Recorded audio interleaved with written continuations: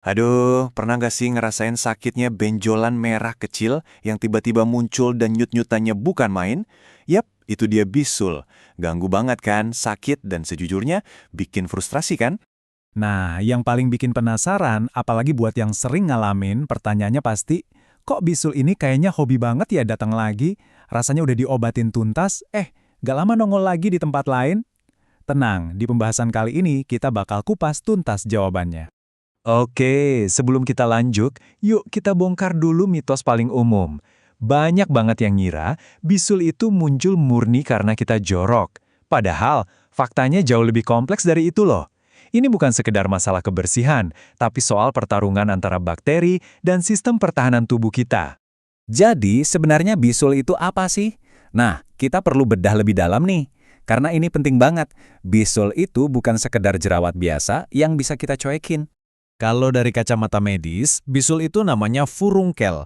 Ini tuh peradangan akibat infeksi bakteri yang terjadinya dalam banget, pas di kantung atau folikel rambut. Nah, inilah yang bikin rasanya nyeri luar biasa, karena infeksinya membentuk kantung nanah di bawah kulit. Terus siapa sih biang kerok di balik semua ini? Kenalin, bakteri Staphylococcus aureus. Menurut WHO, bakteri inilah yang jadi penyebab utama sebagian besar kasus bisul. Sebenarnya, bakteri ini tuh umum banget ada di kulit kita, tapi kalau dia berhasil nyusup masuk ke folikel rambut, nah disitulah masalahnya dimulai. Seberapa umum sih masalah ini? Wah, umum banget.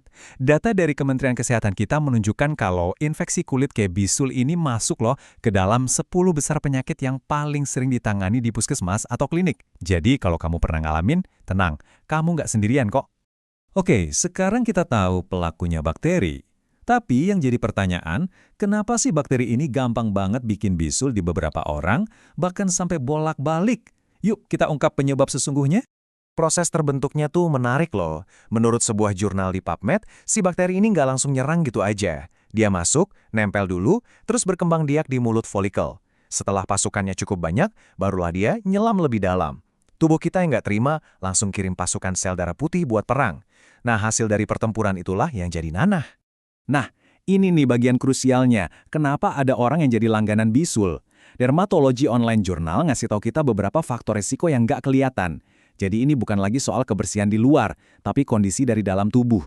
Misalnya, ada riwayat keluarga, anemia atau kurang darah, sistem imun yang lagi turun, diabetes. Semua itu bisa bikin pintu pertahanan kulit kita jadi gampang ditembus bakteri. Oke, penyebabnya udah tahu. Sekarang, gimana cara nanganinya dengan benar kalau bisul udah terlanjur muncul?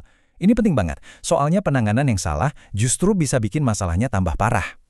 Ini dia 3 langkah jitu yang direkomendasiin para ahli. Pertama, kompres pakai air hangat 3-4 kali sehari. Ini bantu bisulnya matang dan ngurangi nyeri. Kedua, kalau infeksinya lumayan parah, dokter mungkin akan kasih resep antibiotik untuk melawan bakteri dari dalam. Dan ketiga, kalau bisulnya besar banget, serahin aja ke dokter atau tenaga medis buat ngeluarin nanahnya secara aman. Ini tolong dicatat baik-baik dan diingat ya. Jangan pernah, sekali lagi, jangan pernah coba-coba mencet atau pecahin bisul sendiri. Kenapa? Karena tindakan itu sama aja kayak ngedorong bakteri masuk lebih dalam ke jaringan kulit atau bahkan ke aliran darah. Infeksinya bisa nyebar dan jadi jauh lebih bahaya. Serius, jangan main-main. Ngobatin itu satu hal, tapi tujuan akhirnya tentu biar si bisul ini nggak balik lagi kan? Yuk, kita bahas gimana caranya membangun pertahanan jangka panjang yang kuat biar kita bisa bilang, selamat tinggal sama bisul. Kunci pencegahannya tuh ada di sini. Kebersihan diri itu udah pasti nomor 1.